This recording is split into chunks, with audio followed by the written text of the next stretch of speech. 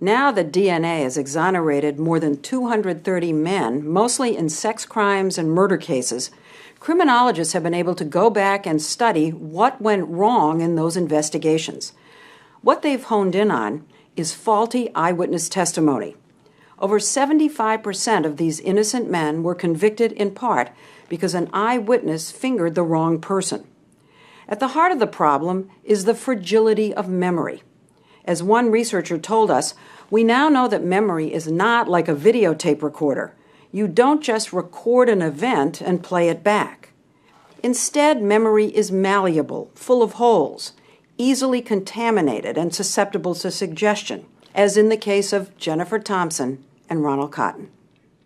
Before this case, did you think that there were a lot of innocent people put away? No. You didn't? No, I didn't. Innocent people aren't convicted of crimes they didn't commit. I believed that. What do you think now? Oh, I know better. I mean, well over 200 cases nationally. We've had a half dozen in this state alone. The first, of course, was my case. Hallelujah! And as these innocent men have been freed in one state after the next, we've learned something else, that in all the cases where eyewitnesses were wrong, the real perpetrator was not in the initial lineup. When you're sitting in front of a photo lineup, you just assume one of these guys is the suspect. It's my job to find it. And Jennifer did her job. She found the suspect's photo. Problem is, the suspect, Ronald Cotton, was not the rapist. Bobby Poole's photograph was not in the photo lineup.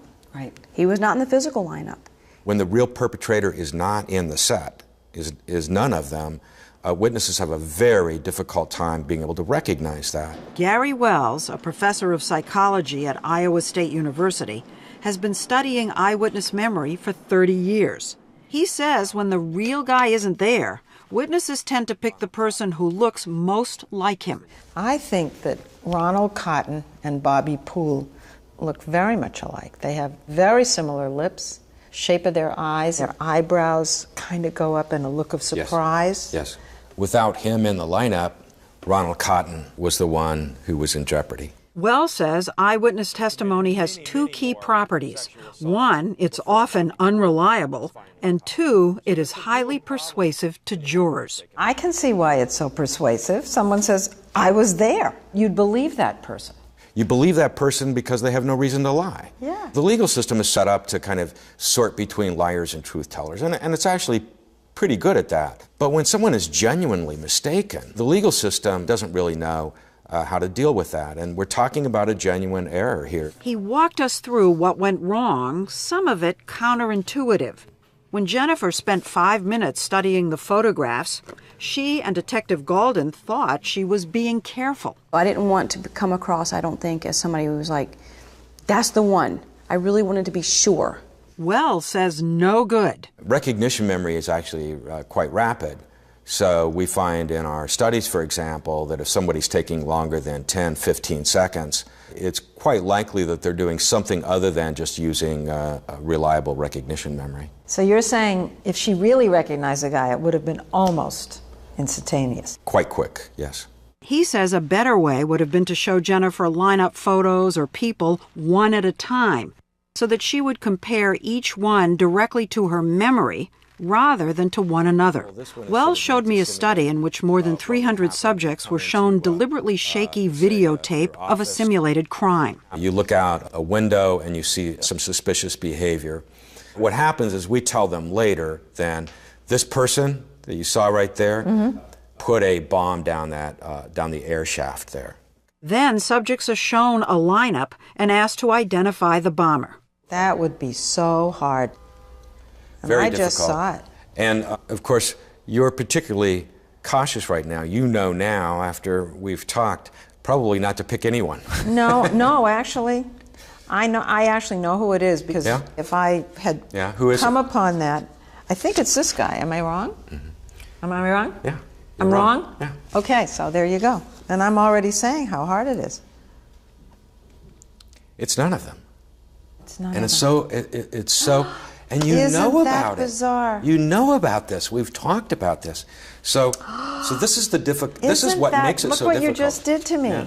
I'm mortified. I feel like Jennifer. Wells says in real life, the mistake is often compounded by what happens next. Remember the seemingly innocent information Jennifer says she got from police after she picked Ronald Cotton out of the physical lineup? That's the same person you picked out in the photo lineup. So in my mind, I thought, bingo, I did it right. Wells studied what that reinforcement does. After half his subjects did what I did, picked an innocent person from this lineup, he told them nothing, then asked them questions about what they had seen. Very few felt highly confident about their choice. Only about 4% are saying they had a great view, which is good because we gave them a lousy view. Only about 3% are saying they make out details of the face. That also is good because they really couldn't. But he told a second group of subjects, after they made the same incorrect choices, good, you pick the suspect. Now what happens is almost 45% of witnesses now report that they were positive or nearly positive. Notice that over 1/4 of them now say they had a great view. And This is really what happened to Jennifer. it is what happened with Jennifer. What this seems to be saying is that a reinforcement alters memory It does. dramatically. It does. He says the solution is to have someone independent administer the lineup, someone who doesn't even know who the suspect is, and certainly not the detective on the case. You shouldn't have been there. I shouldn't have been there. No, but nobody did anything wrong. I mean, that Well, was no, the that practice. was the common practice Yeah. then. It was the tradition. It was how it was done then. Law enforcement wasn't schooled in memory. We weren't schooled in protecting memory, treating it like a crime scene, where you're very careful, methodical about what you do and how you use it. I mean, we weren't taught that in those days. But none of these errors explains perhaps the most puzzling part of this story, how it is that Jennifer could see Bobby Poole in the courtroom and not realize her mistake. You're looking into the face of the man who raped you, whose face you had studied so intently. Yes. And there's no flicker, nothing between you and Bobby Poole. Nothing. And I've gone back there many times trying to think, was there ever a moment? Did I ever look at him and think, and I didn't.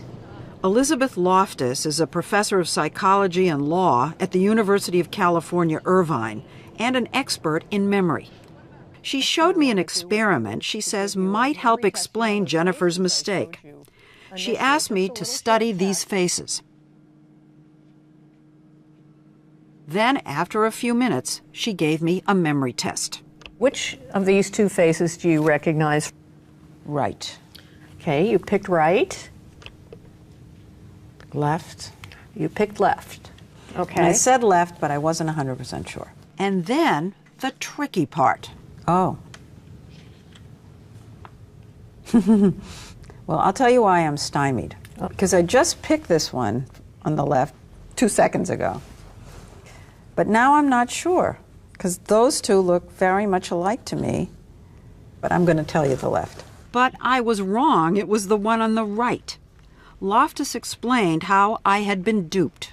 You saw this face, then I gave you a test where I presented you with an altered face, along with a novel one. So I pretty much induce you to pick a wrong face because I don't even have the real guy there. It's an altered version. And later on, when you now have a choice between the altered one and the real one, you stuck with your altered left choice. This is exactly what happened to Jennifer. This can help us understand why Jennifer can be sitting in a courtroom and be looking at Bobby Poole, the original rapist, and looking at Ronald Cotton and saying, no, it's not Poole, it's Cotton, because she has been picking him all along. I begin to wonder whether there should ever be eyewitness testimony in trials. Well, Because of the tricks that memory plays. yeah. I think what's important, though, is to understand that, know that. Know it as a police officer, as an investigator, as attorneys. We need eyewitnesses. I mean, if we couldn't convict based on an eyewitness, that's giving a lot of comfort to criminals. We have no choice. We have to find ways to make this evidence better.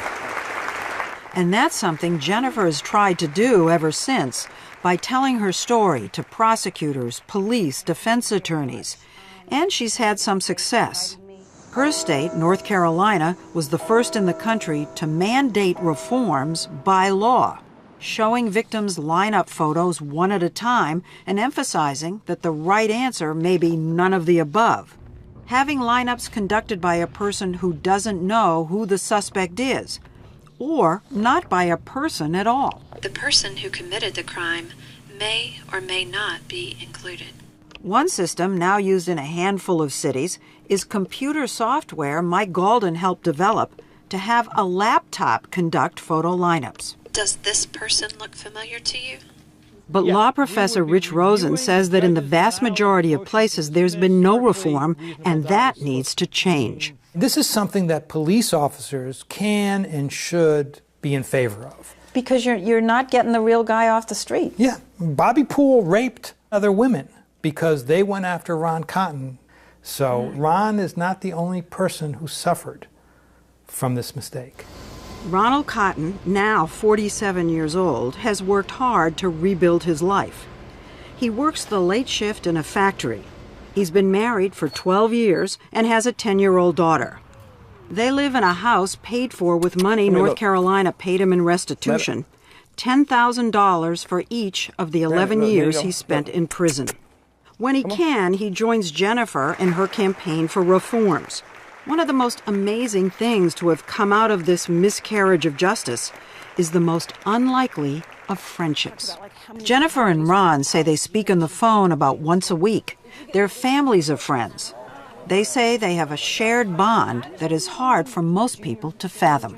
Have people ever met you for the first time when you're together and said kind of cheerily, "Hey, how did you two meet?" Yeah.